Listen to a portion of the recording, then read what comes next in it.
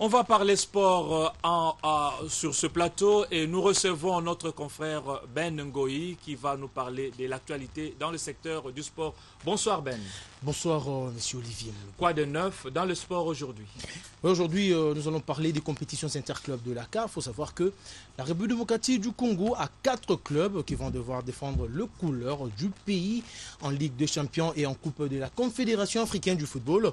Et aujourd'hui, le Football Club MK, le premier club à être qualifié car ce club a réussi au match retour à s'imposer devant Al Shandi du Soudan sur la marque de 5 buts à 1 et dans le jour à venir, à savoir le dimanche, il y aura 3 autres clubs de la RDC qui vont devoir prester. Et puis nous allons aussi parler de formation du comité olympique congolais qui est en train de former les gens pouvant être à même de défendre le sport en République démocratique du Congo. Et nous allons aussi parler du basketball, poursuite du championnat de la Ligue provinciale de basketball de Kinshasa, l'Iprobakin en abrégé. Et nous aurons un invité, lui, et Maître Koya Lodi, qui va devoir nous parler de son club Lumière.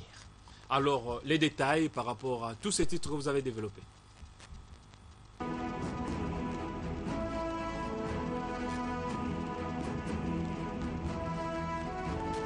Le Football Club MK de Kinshasa a réussi à se qualifier pour le 8e de finale de la Coupe de la Confédération de la CAF édition 2015. Qualification obtenue après sa large victoire de ce vendredi face à El Ali Shandi du Soudan sur le score de 5 buts à 1 avec un doublé du capitaine Dark Kabangu qui totalise 4 buts en 4 sorties. Personne n'a fait mieux. Écoutez le coach de MK Bruno au micro de Yannick Bilam.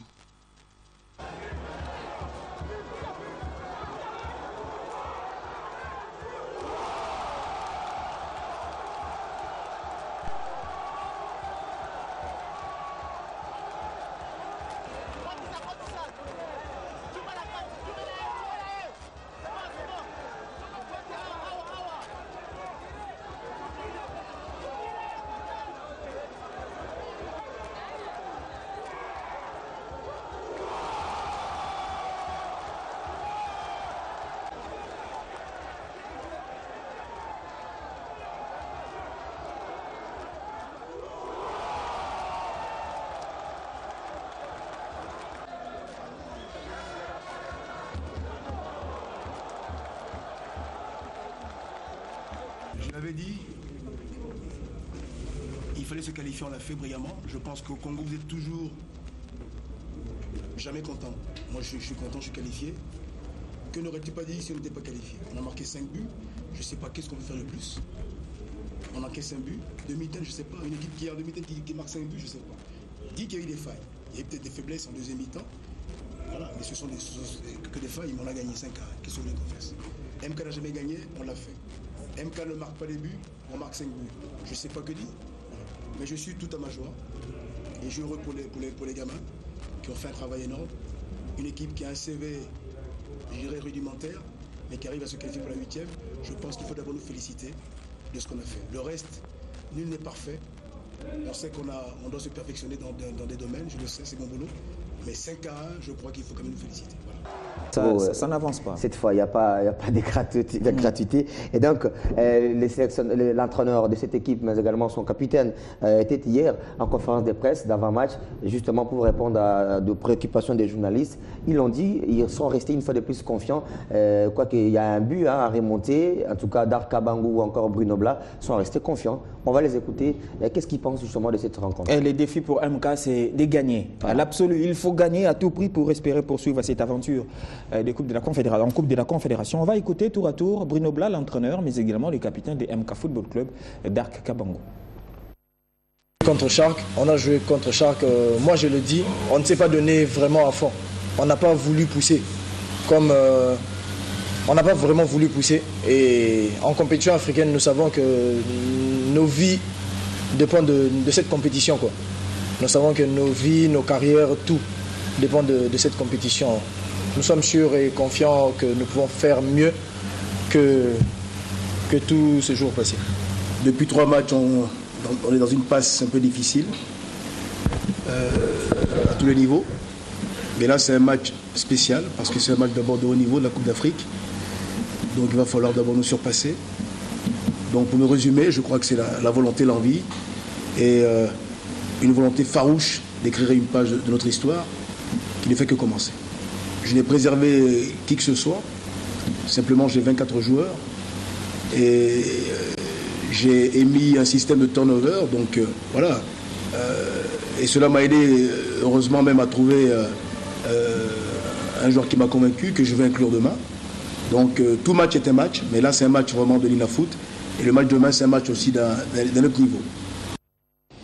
C'est un match d'un autre niveau. MK a intérêt à passer cette étape. La première participation, ils se sont arrêtés en 16e de finale. Donc les défis, c'est atteindre les 8e et c'est possible pour lorgner les quarts de finale tant souhaité par tout un club qui participe aux interclubs de la CAF. Dans cette même compétition, il y a également l'AS Vita Club, les finalistes malheureux de la dernière Ligue des champions de la CAF, qui cette fois joue en Coupe de la Confédération. Les Congolais ont déjà quitté Kinshasa pour le Mozambique. La bonne nouvelle, c'est que l'équipe a quitté avec tout son effectif. C'était la crainte pratiquement de tous les Vécubiens, mais également de tous les Congolais qui veulent voir justement ces 4 clubs de la RDC passer l'étape des 8e de finale. Le club a été rejoint tard dans la soirée par les 6 internationaux qui étaient retenus en équipe nationale, notamment les Nelson Munganga, Firmin Moubele, Ridi Makwekwe et autres.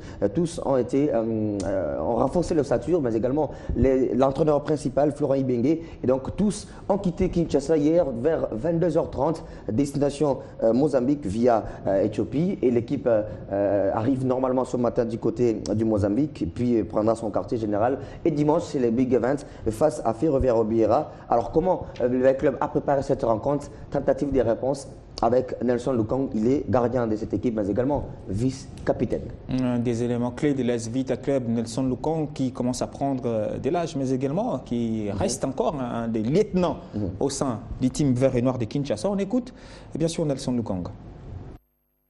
Pareil le match, malgré l'absence du coach Florent Ibenge, mais les entraîneurs qui sont là, ils ont fait de bon boulot.